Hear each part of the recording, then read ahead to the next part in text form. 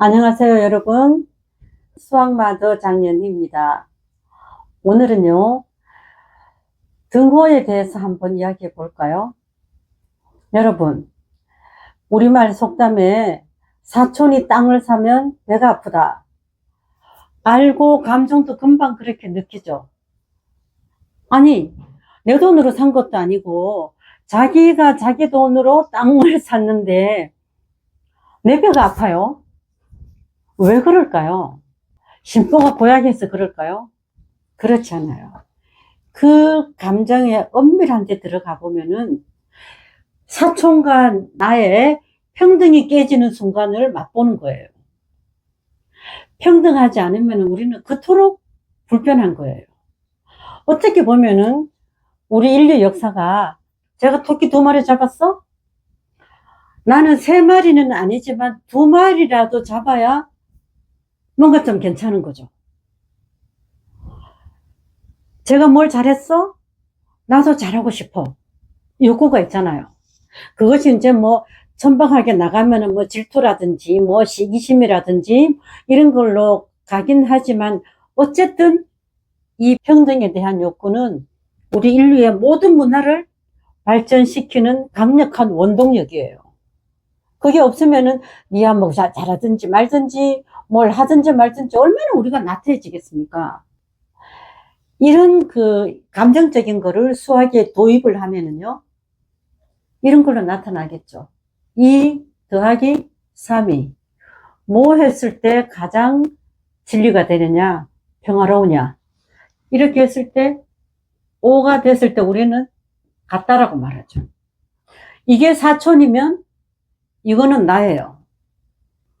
그러니까 우리가 보통 은이라든지 는이라든지 이런 말을 애들이 많이 하거든요. 이렇게 하지 말고 어찌됐든 이거 전체와 이거 전체가 같으면 우리가 평화롭고 같지 않으면은 불편했던 뭐 원초적인 감정 이런 것들이 수학 기호에 있다라는 것을 애들하고 공감하고 나면 애들이 이런 문제 이것이 5와 같을 때 어떻게 해서든지 이 같다를 만들어야 되겠다는 감정이 이항을 해서 5에서 2를 빼서 3을 만들어라 하는 것보다 훨씬 더 강렬하죠.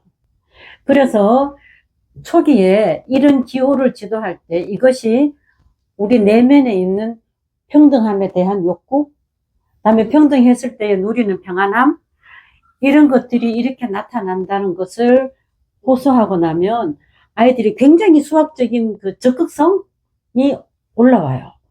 이렇게 보면은 아이들이 이런 것 하겠죠. 네모가 있는데 더하기 5를 했더니 9가 됐다. 어쨌든지 이 부분하고 이 부분이 같아야 된다는 감정으로 보면 9에서 여기는 5가 있으니까 5만큼 제거하게 되겠죠. 똑같은 거는 제거해도 관계없으니까. 그럼 4가 더해지면 9가 된다. 자, 그러면은요, 이것이 그토록 같아야 되는 강력한 기호라면, 이제 아이들이 감정적으로, 야, 이게 뭐가 나온지는 모르지만, 이게 양쪽이 같아야 되는구나 하고 기다린다면, 여기는 9가 됐어요. 근데 같아야 되는데, 똑같은 네모가 3개가 있어서 9가 되는 거죠. 그러면은 벌써 이 시계는 같아야 된다는 수학적인 당위성 이런 것들이 들어가고 같기는 같되 수학적인 조건이 여기다 들어와 있죠. 3개가 모여서 9가 돼야 되는데 어쨌든 이 네모가 똑같아야 된다는 엄격한 수학적인 조건에 맞춰야 돼요.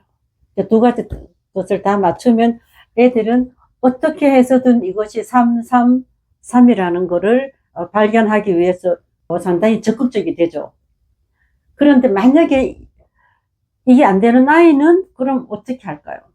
여러분들 놀라지 마세요. 모든 아이들이요 이렇게 합니다. 9개를 가지고 하나 1대1 대응을 시작합니다. 그리고 남으면 또 하나 넣습니다. 또 하나 넣어요. 지금 똑같이 하고 있잖아요. 그리고 또 하나 넣어요.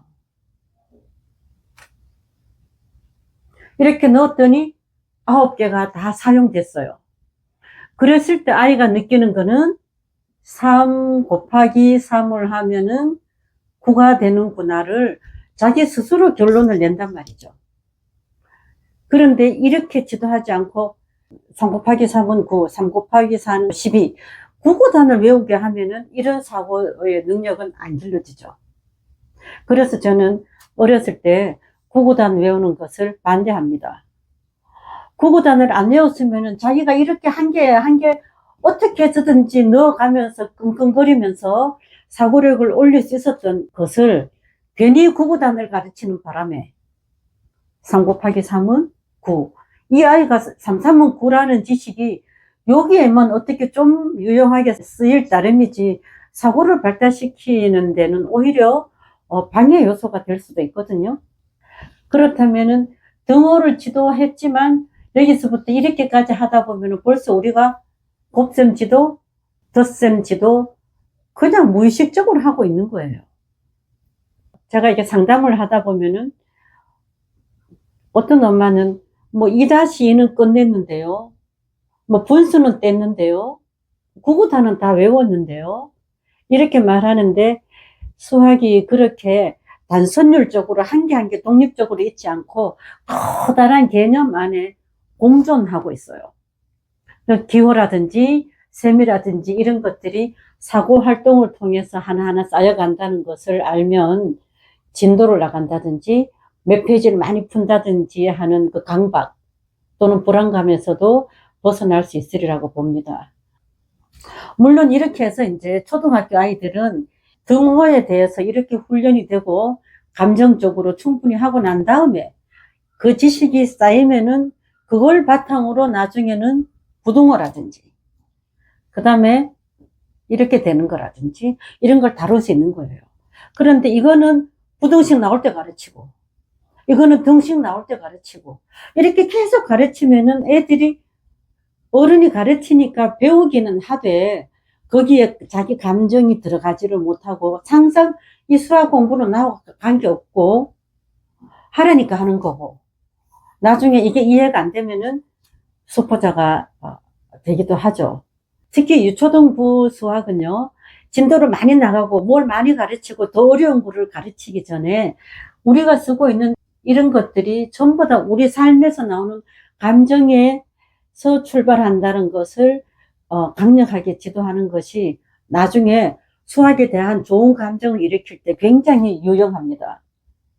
그래서 오늘은요, 이 작은 등호 하나에도 그런 철학적이고 순수한 심리적이고 그 다음에 인간의 본능적인 것들이 이렇게 기호로 등장한다는 것을 먼저 아이들에게 호소하는 것이 수학 공부를 잘할 수 있는 지름길이라는 것을 이야기하였습니다. 감사합니다.